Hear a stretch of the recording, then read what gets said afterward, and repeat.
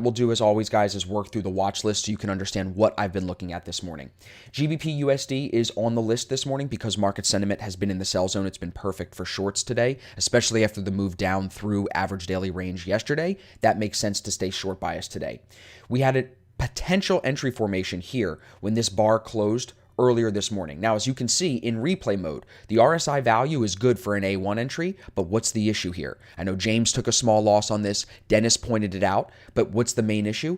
That bar is not on the 21 EMA. And for it to be an Asfx A1 entry, that bar, that right leg, needs to be on the red 21 EMA. And very clearly, there is a space between the body and the red 21, so this is a no entry. And, James took a small loss, and I think that teaches him a good lesson. It's not like he over-leveraged himself into the trade and, took a whopping on it, took a beating on it. He took a small loss, and now he even said in the chat, if you're reading the group chat this morning, he said, I'm not going to be trading these anymore. I need to be more particular in trading candle formations that come off the 21 EMA. And where this goes is actually pretty predictable. He had this in his notes. I know everybody saw this, but if you draw the zone at yesterday's low, look at how well it hits that zone and just bounces right off of it. So you were trading into that zone anyway, which is a knock against the trade as well. Definitely don't want to ignore that.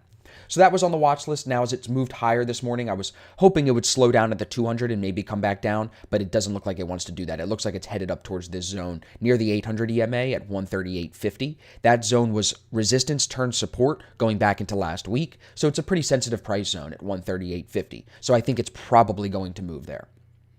Also on my list this morning was EuroCAD. I was watching to see if we could get a move higher. Remember, we were watching yesterday. It didn't present any short entries. Once the New York market opened, this thing took off. A lot of pairs reversed yesterday on the New York market open, the stock market open.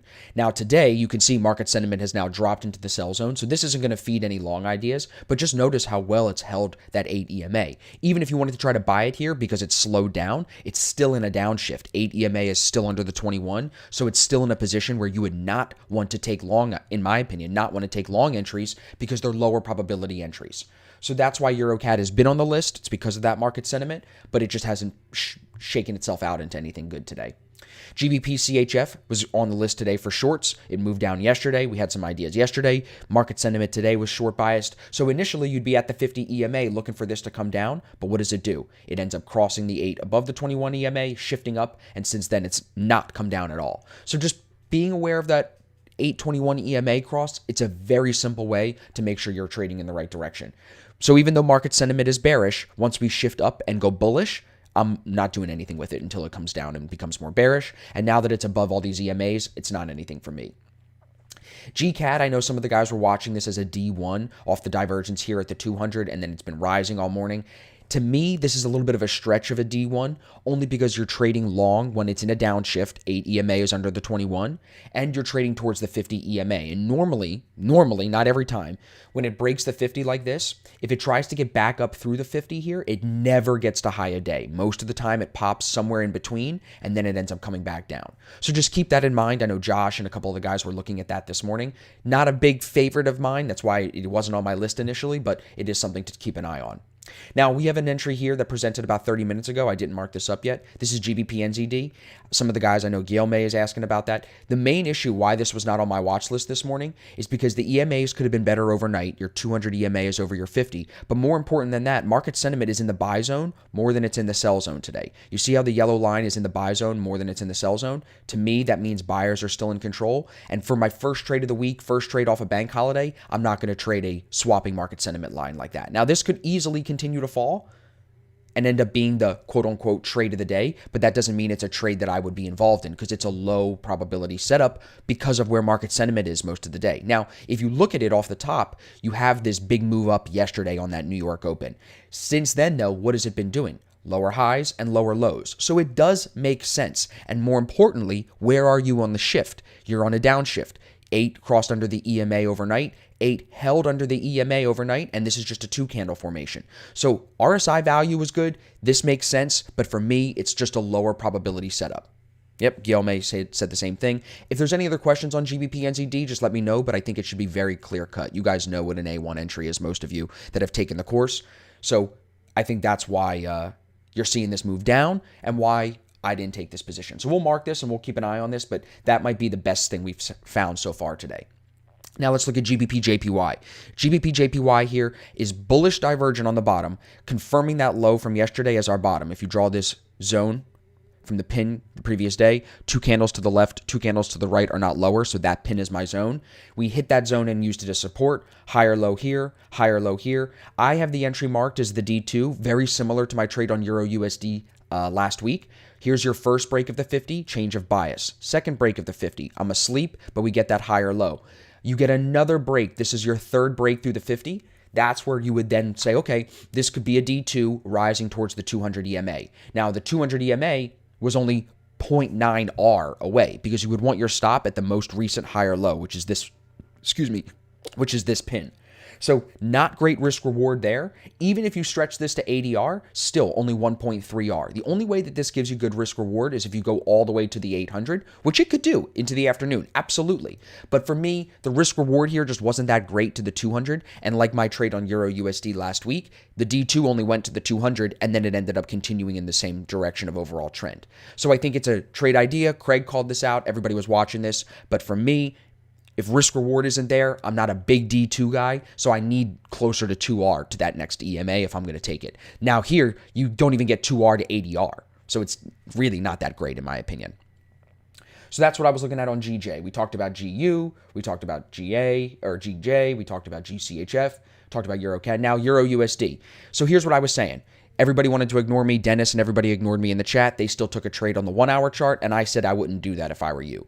The reason why they were looking at it was because of this 2 candle formation. I just switched over to the hour chart. They were looking at this A1 2 candle formation here. But what they ignored is all these pins and the rising trend line and the rising RSI. It's a formation. RSI value was good, but I think you're just a little bit too focused on trying to find a trade rather than saying, is this a great trade?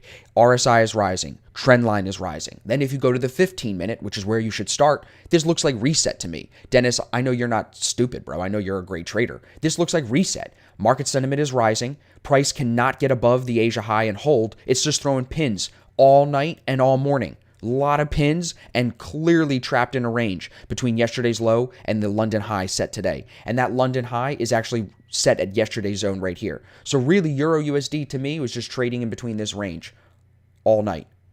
So why would I look to trade this until the range is broken? You guys are trying to go short into this, and it's just trading in that range right there. That was the same level it set yesterday here. Came down underneath it, confirmed it as resistance here. It's now testing it again. It'll probably come down off this zone, come up maybe towards the 200 and come down off that zone. But to me, I wouldn't take any 1 hour trades on this because this 15-minute is not in trend. It's sideways. And we have the FOMC news today. So this is sideways going into a high impact US dollar news event right here at 2 o'clock. Why would we take a swing trade on EuroUSD if it's chopping into a news event? Just think about that. I'm not going to beat anybody up about it. You guys can do whatever the hell you want. I don't care. I'm just telling you I didn't trade the 2 candle formation because 15 minutes says chop. High impact news is coming. Why would I swing trade into high impact news? That's just my belief. So that's it. Simple.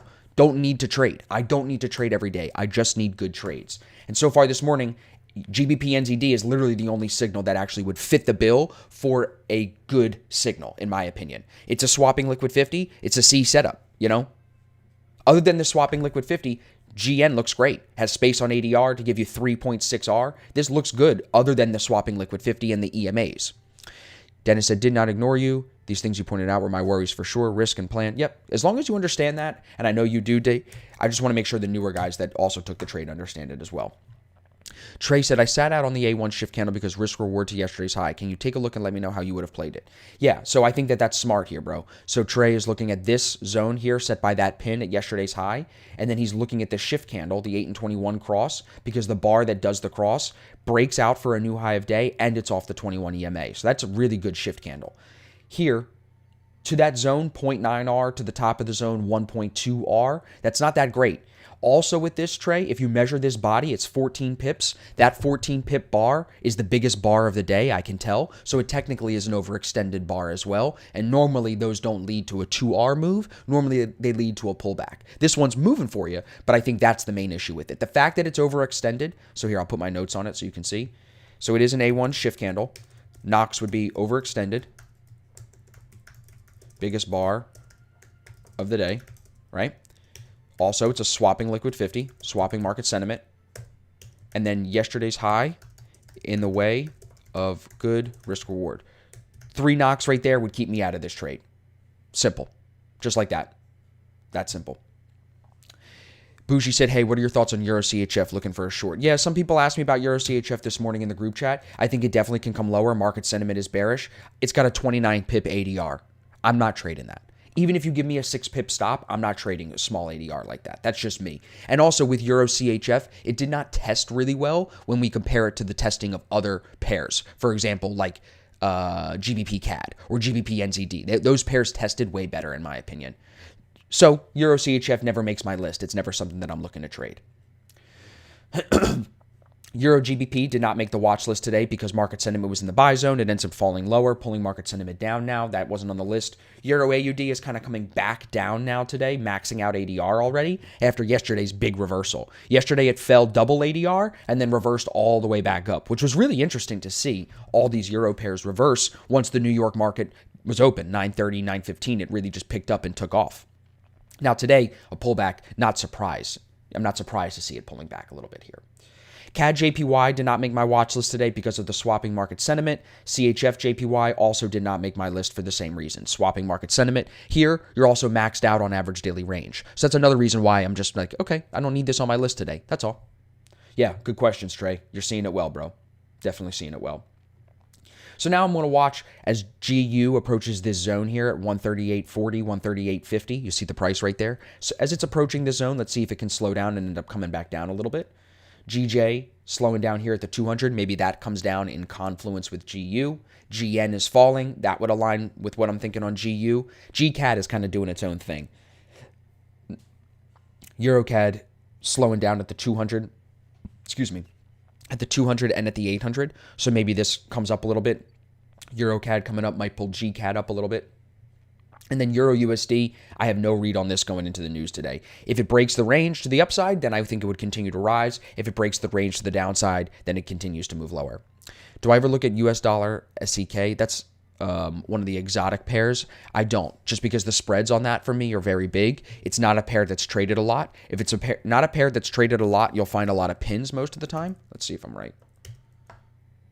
No, not too many pins on this. 508 pip ADR. So the pips are calculated different here. Looks a little volatile, but no, I mean, if you trade it, you trade it. It's just not something that I trade. The Swedish krona.